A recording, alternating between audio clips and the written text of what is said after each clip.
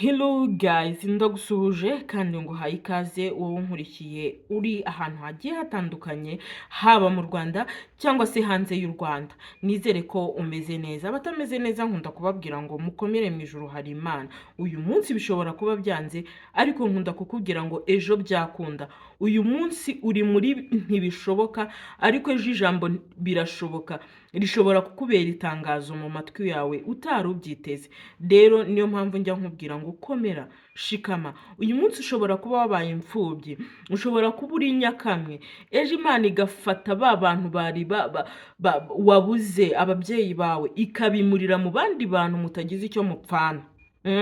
Bakakubera ababyeyi ukavuga ngo mbese mama yazukiye muri bo, papa yazukiye muri bo, bakuru banjye bazukiye muri bo. Nuko Imana ijya ibigenza ikagushimisha. Rero ugihumeka wibura ibyiringiro, wita kuraje, gira imbaraga. Imana ntabwo igihana abayo. Uyu munsi nubwo ubona bigoye ariko ejo byakunda. Ndakwifuriza rero kugubwa neza. Nshimira cyane abamaze gukanda subscribe. Nukuri Imana ibahereza umugisha. Abajya bakanda like, ndagira ngo mbabwire ngo Mana yo mu ijuru ndagusabye uruhago rwanyu ntirugatoboke. Mbese mujye muhaha muronke, sibyo? Ikiganza cyose kiba cyakoze ibyo nabasabye kigakanda subscribe, like and comment, Imana ijye ibahira cyane. Nawe rero utarabikora ndagusabye ngo ukande subscribe, like and comment na share kugira ngo tujye dukomeza kubana mu biganiro bigiye bitandukanye kandi byiza kandi bifasha bikora, sibyo?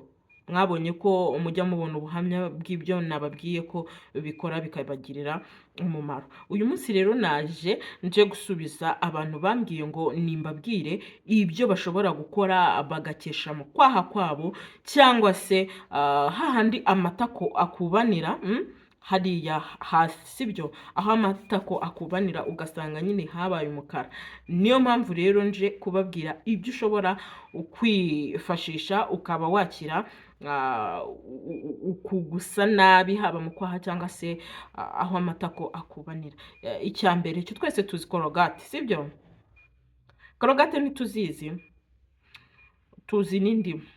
Ntabwo nabizanye hano kuri kamera. Ibyo byose turabizi, sibyo? Rero ufata korogate, ufata indimu ukayisatura igipande, sibyo? Noneho warangiza ugashiraho korogate, ugasa nk'uyikanda nyine amazi agasa nkazamuka. Ubundi ukagenda usiga mu kwaha kwawe, sibyo? Nyine ukahamasa. Wamara kuhamasa ukabirekeraho iminota 15. Turi kumvikana?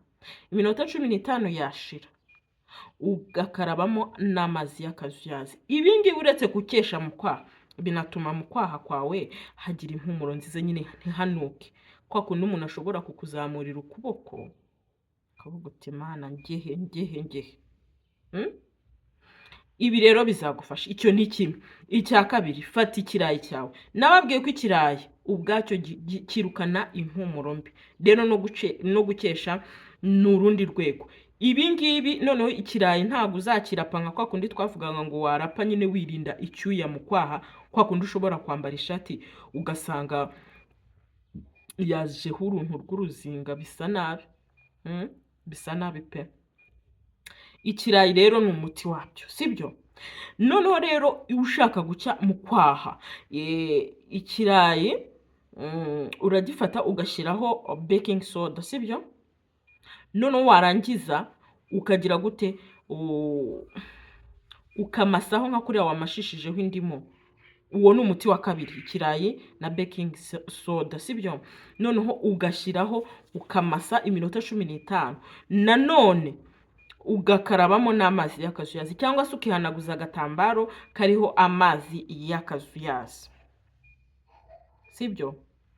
Reka ntopere akandi gato.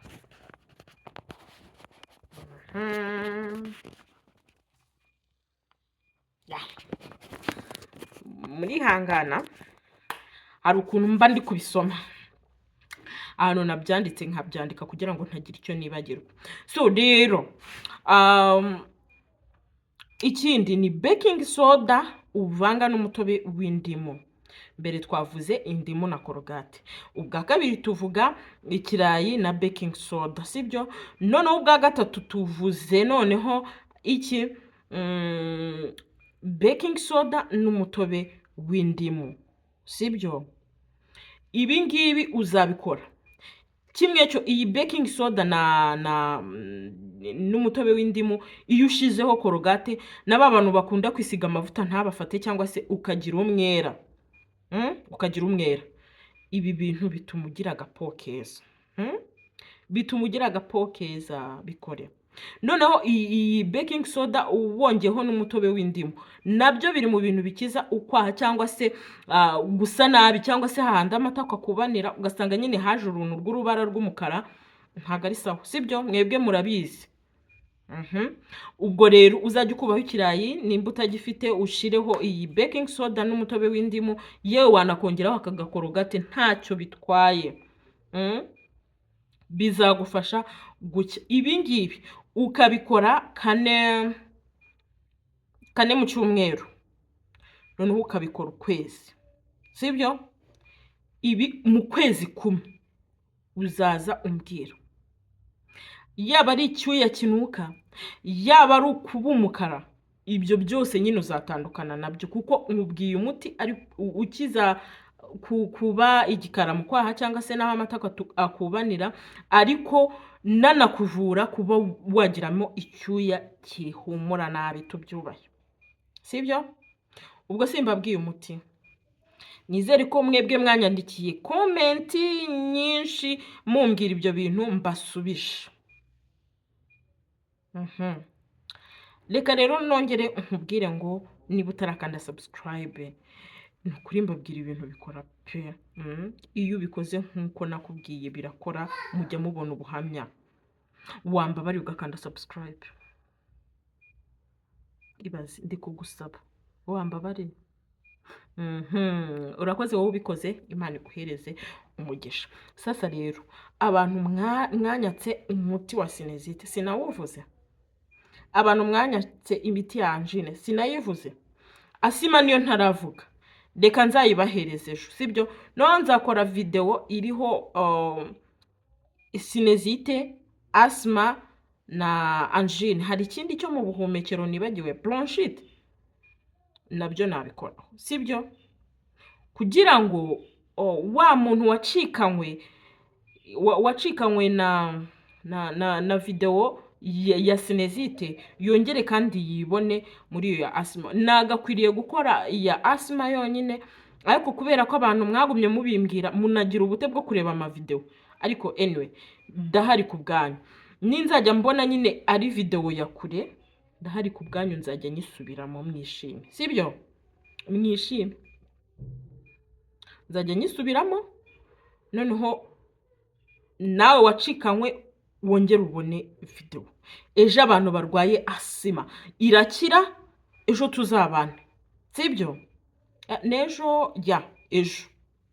Ejo tuzabane, abantu barwaye asma, ejo tuzabane, muzakira. Kandi nimubikora nkuko mbabwiye, nukuri asima irakira.